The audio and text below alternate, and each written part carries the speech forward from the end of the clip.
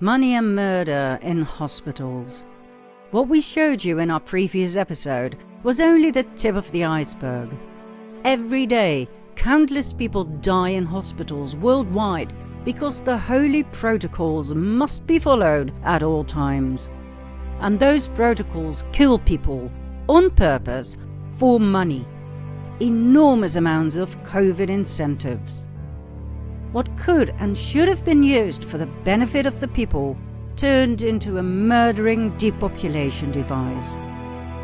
But not all healthcare workers could handle this insane reality.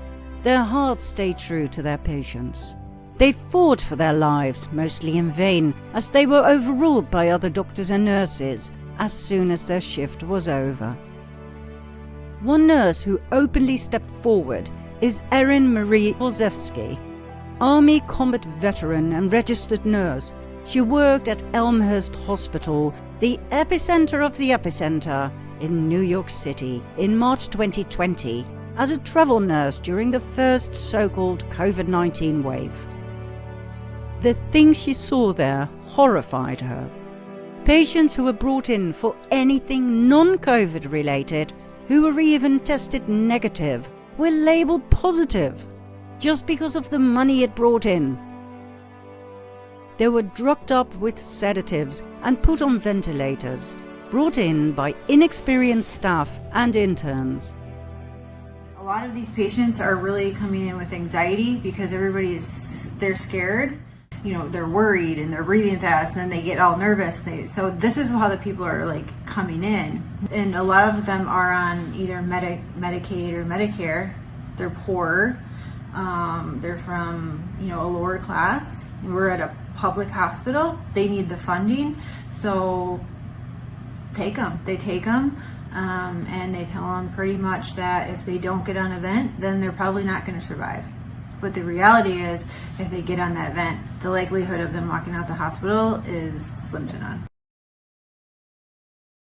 So you don't have actual doctors that know critical care, ICU doctors on these floors. There's a dentist, and there are residents with these. So residents are essentially students, and these people that are in vents are essentially meaning these residents are practicing their skills on them. So they're practicing central lines, they're practicing invasive procedures that are really unnecessary. A 37-year-old, he came in talking.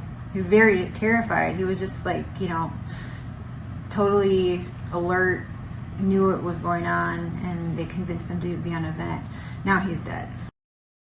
I compare this hospital to a third world country. I've been in a third world country hospital in Iraq. The Iraq hospital is better than this one. Many patients died due to the use of improper settings by inexperienced operators, resulting in blowing out people's lungs. She witnessed gross negligence. She described how the resident physicians refused to consider treatments like vitamins and hydroxychloroquine that had turned out to be very successful in other hospitals, other states, other countries. Instead, patients were funneled towards ventilators where they were left to die. According to Olszewski, all of her patients died, mostly unnecessarily. Their loved ones were told they died of COVID-19. Their deaths were used to further falsify the statistics, and the mainstream media spread the lies and kept the real pandemic alive, the fear pandemic. Olszewski decided to speak up, but realized nobody would believe her, so she went undercover and filmed everything. He came in with a stroke. I know, that's what 26-1 was, a stroke. And no COVID, and now he's got COVID, and he's on a vent. He's not DNR, but we're treating it as DNR? Basically.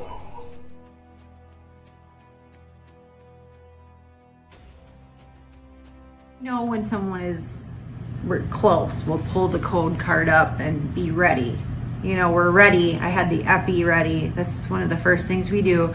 And she wouldn't let me give it. So this was that woman. And the entire time, and this was over his body, his alive body. And we're arguing, and she's laughing. She was smirking. And how this man died was the nurses arguing with the doctors over him as he was dying. And she's smirking the entire time. It was probably one of the worst experiences in my entire life. But all I can think about is that at least he knows that we were fighting for him when he died. This is wrong. It is straight up it is wrong. And I am 37 years old. I have been in a hospital since I've been 16. Military hospitals that well. What aspect of it was wrong to you? Calling a patient a DNR when there's no order for it, and telling us, like straight up telling us, you're not doing anything. That's wrong. If that was my brother or my father or anybody, I would be furious. And I guarantee you, if I called his family right now and told them what happened, they would be furious too. I flipped. We were all crying. There's a lot of nurses that know that this is wrong, but they're afraid to say anything publicly. What killed him? Did the vent kill him? Yeah. Oh yes. They're so sedated. He had probably 8 or 9 drips. It's all sedation. It's all sedation and paralytics. So you are asleep. It is essentially like you're under, you're in surgery, when they put you under like that for a good month straight. There's no way you can recover from something like that. Subsequently, she wrote a book, Undercover Epicenter Nurse: How Fraud, Negligence and Greed Led to Unnecessary Deaths at Elmhurst Hospital.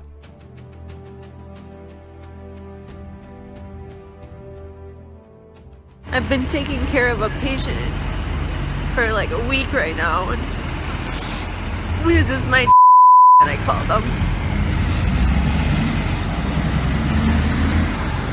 And he's been doing great. He had a trach put in and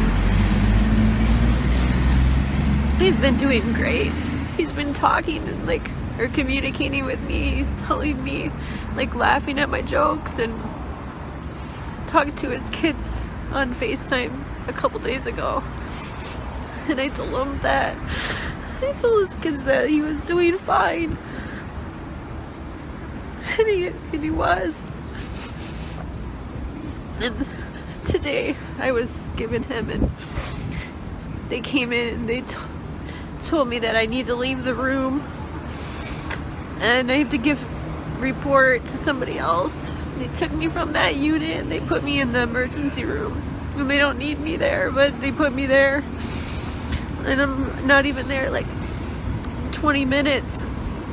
I'm not even there 20 minutes and I hear a code being called in my room that I was just left.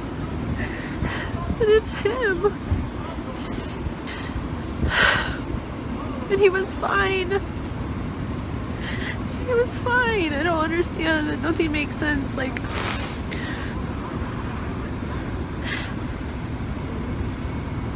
Why would they take me out of his room and put me in the ED?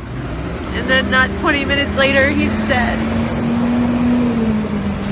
It doesn't make sense. Did they kill him? He was my one patient that was gonna live. He shouldn't have died. I don't know what they did to him. Something's not right.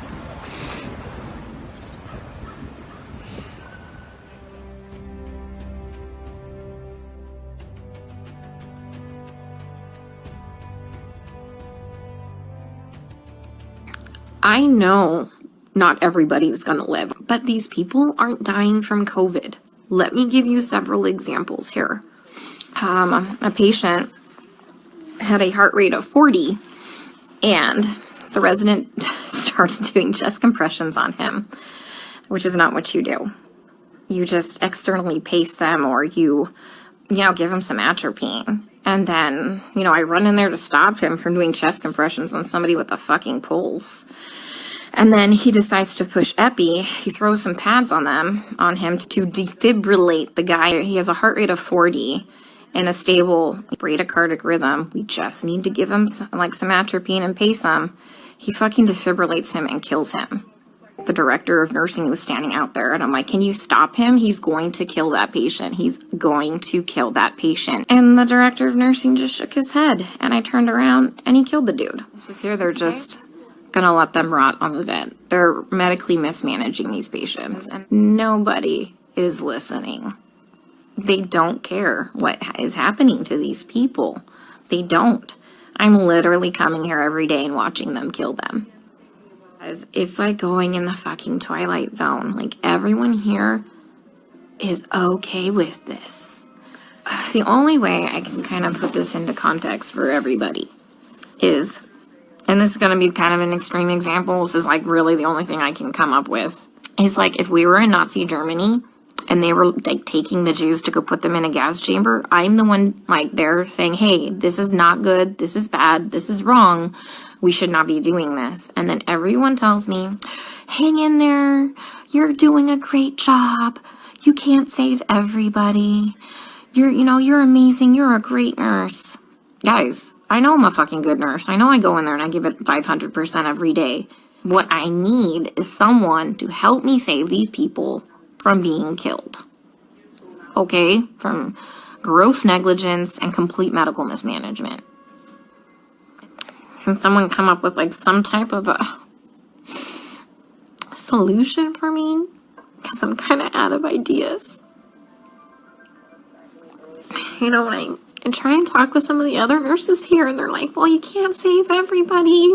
And they all know what's happening. They all agree with me, and they all just shake their heads. And I'm like, am I the only one who is not a sociopath to think that this is okay?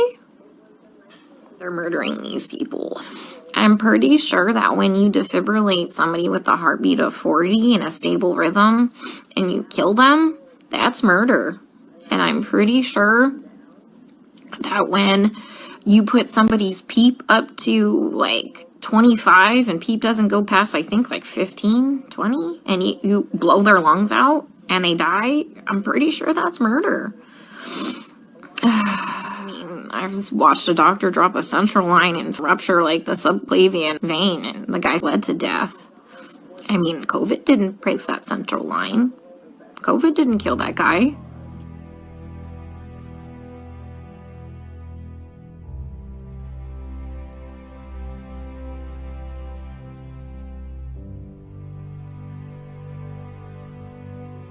Nine days ago, I opened an intensive care unit to care for the sickest COVID-positive patients in this city. The method that we program the ventilator, one based on a notion of respiratory failure as opposed to oxygen failure, that this method being widely adopted at this very moment in every hospital in the country, which aims to increase pressure on the lungs in order to open them up, is actually doing more harm than good. And that the pressure we are providing to lungs, we may be providing to lungs that cannot stand it, that cannot take it. And that the ARDS that we are seeing, that the whole world is seeing, may be nothing more than lung injury caused by the ventilator.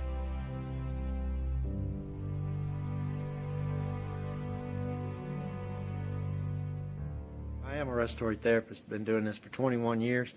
Basically right now, and the way it has been the last couple of months, when they locked us down, is that any patient that came in with a respiratory problem was labeled COVID.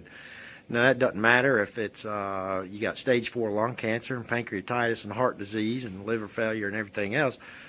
You're still, because you come in with breathing problems, you're labeled a COVID patient. Maybe they died, then they would die of COVID and not of stage 4 lung cancer. So you have to recognize that if every single patient is under COVID investigation and dies, then that goes into a COVID death, and they're showing the numbers like a football game to scare you. They're showing you loading bodies into a tractor trailer to scare you. I've never in my career ever seen bodies loaded into a tractor trailer. It just doesn't happen. I wonder if those were even bodies. I really don't believe it. All of this stuff is fake, okay? Look at our ventilators. This is non-invasive ventilation here, CPAP or BiPAP. This is a mask that gets strapped on you, and we can help you breathe with that. We're not allowed to use those. Since COVID came out, they said absolutely not. You have to let the patient crash and go straight to a ventilator. I'm not completely convinced this is a virus, and I've been doing this a long time.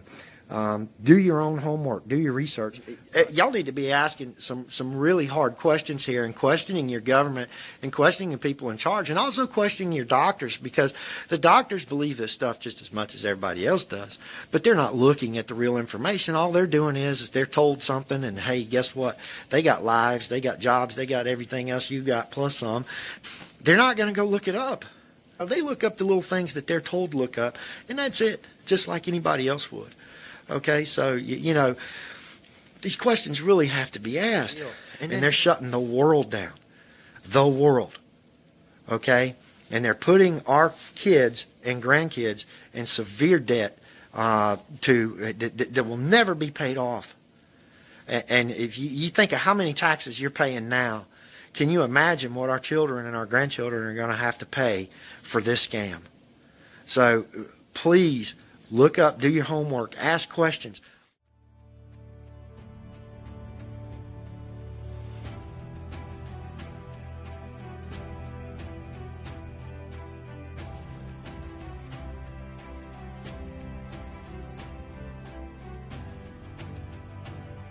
How was this even possible? How could any of this ever happen? Because of the following 3 reasons. 1. The money and murder capstone. The immense incentives given to hospitals by the government if the COVID scam was kept alive and patients were left to die. 2. Because in many countries, family members were not allowed near patients, so there were no eyewitnesses to the gross negligence and murder. And 3. Because, for instance, in the case of New York, Senator Cuomo had signed an executive order stating that no doctor or nurse could ever be held liable for anything gone wrong to the patients in New York City during the pandemic. They had carte blanche to do anything.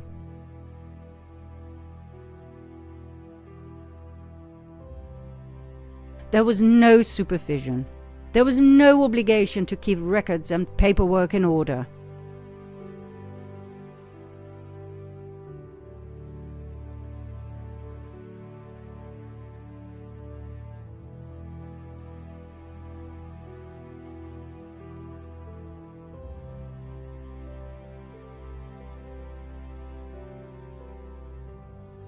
These 3 ingredients turned out to be fatal for countless innocent people who were brought in thinking they were in safe hands.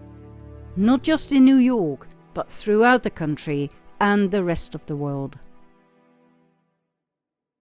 There are many more healthcare whistleblowers. We urge you to find them on the internet, for instance via the highly recommended Stu Peters Show. Many whistleblowers are now under federal whistleblower protection.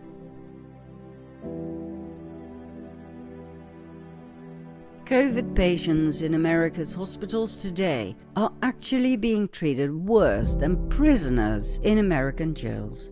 They are being held hostage and segregated from loved ones. They have no visitation rights, no right to decide their treatment. They are refused basic fluids, nutraceuticals, and nutrients. And the reason is money. Is it a new phenomenon that doctors choose money over saving their patients? No, it is not. We found an eerily similar account in this French book, Chroniques de Genève, The Chronicles of Geneva, written by François Bonivard in 1867, about the plague hitting Geneva in 1530. An entire hospital was set up for plague victims alone. It received money from patients, merchants, and the magistrate gave incentives on a monthly basis. if a patient died without a family, all the property went to the hospital. But then the plague subsided. The hospital started losing money as subsidies depended on the number of patients, and so the doctors got organized. They began to cut the plague ulcers from the bodies of the dead. They dried them and ground them into powder, which they spread on door handles in the dead of night. That's right, they went from house to house downtown Geneva and secretly and intentionally spread the plague among healthy citizens in order to raise the numbers of patients and thus the number of financial incentives. But one of the doctors got tired of these nightly adventures. After all, he had to care for his patients during the day as well. Double shift, so to speak. He became careless and threw a bundle of dust into the crowd during the day. But the dust smelled awful, and the people recognized it as the foul smell of the Black Death. The doctor was arrested and tortured until he named each and every doctor and nurse who was involved in this murderous scheme. They were all arrested and executed. 1530. Almost 5 centuries later, nothing much seems to have changed when money is offered in large quantities.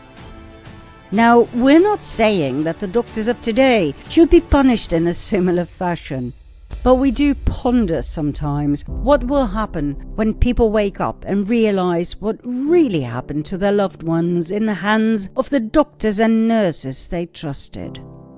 We wouldn't be surprised if they'd have to run for their lives. Let's hope they will get a fair trial. After all, these are not the 1500s anymore, right? As we speak, a Dutch hospital published an article about changing palliative care for COVID-19 patients. In short, more midazolam, more narcotics in general, and less, or preferably no visitors. No visitors? No eyewitnesses to the murder of innocent loved ones who are too drugged up and too confused to defend themselves. And as if that weren't enough, in May of this year, the WHO will gain total control over each and every country in case of a future pandemic. At an upcoming conference on May 22 to 28, 2022, ultimate control over the world's healthcare systems is scheduled to be delivered, pending a vote, to the WHO that will give sweeping power to the WHO's Director General to declare health emergencies or crises in any nation, even if that nation opposes it. The Director General will be able to declare these health crises based merely on his personal opinion or consideration that there is a potential threat. People will lose the right to be protected by their constitution. The WHO, faithful vassal of the UN, will have total power and control over you. Make no mistake. When that happens, you will feel like the people of Shanghai right now, with no rights, no liberties, no free choice, and no hope. Like George Orwell wrote in his infamous 1984, if you want a picture of the future, imagine a boot stamping on a human face, forever. Not a pretty picture, right? So, is there any hope at all? Of course there is. There always is. But the main problem with humanity is that they want to be saved. They want a savior, or at least someone who does the job for them. And that's not going to happen. This shift, this great awakening, can only take place for the people, by the people. In other words, You will have to become active. Now, we're not talking about going to demonstrations or signing petitions. We are talking about something completely different. Do you want to know what that is and how easy it really is? Then follow me to part 24.